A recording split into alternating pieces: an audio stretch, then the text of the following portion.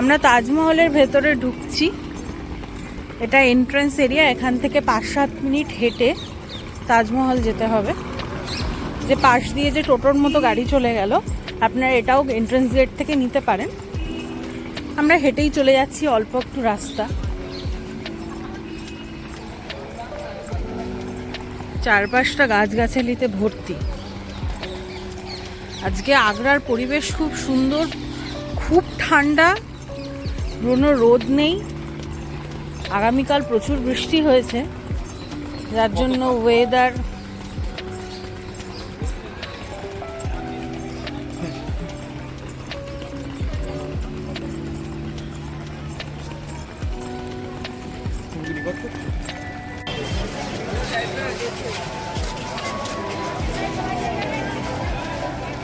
কি অসম্ভব ভিড়।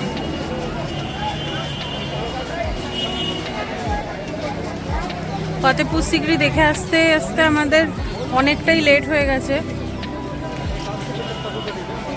মানে তাড়াহুড়ো করেই আমরা তাজমহলে এসেছি।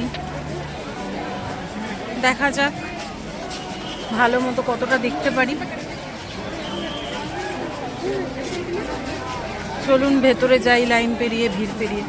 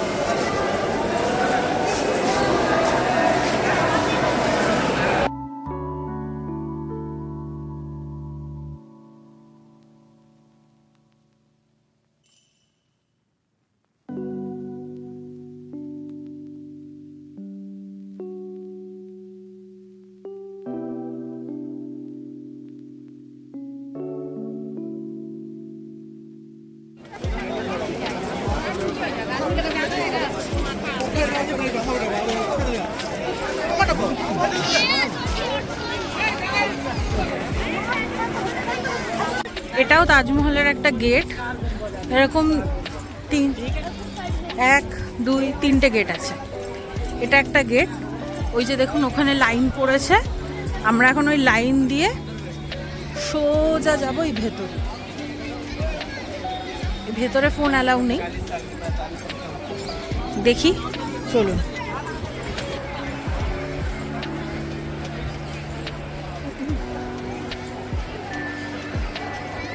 এত কুয়াশা আজকে, যার জন্য ভালো করে দূরের জায়গা দেখাও যাচ্ছে না।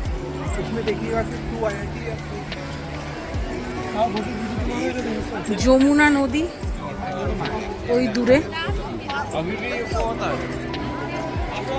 জানি না কতটা দেখাতে পাচ্ছি। এই যে যমুনা নদী।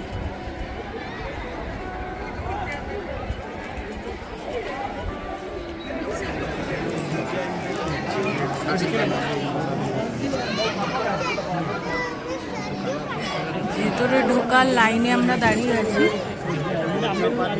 যেখানে কবরস্থানটা রয়েছে, বেগমের কবরটা রয়েছে। মমতাজের কবরের দেখার লাইন এটা। কাজ দেখুন, চোখ ভরে যায়। দেওয়ালে রয়েছে উর্দু ভাষায় লেখা ওদের লাইন। প্রচুর লাইন পড়েছে।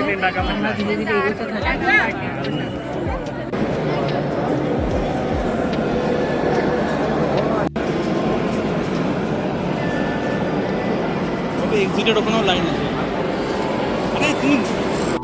যে যমুনা নদী চলে গেছে।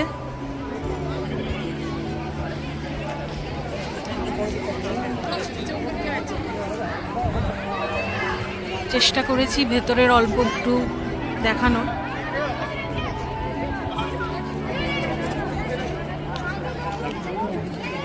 চারপাশে এত কুয়াশা, পরিষ্কারভাবে কিছু বোঝাই যাচ্ছে না।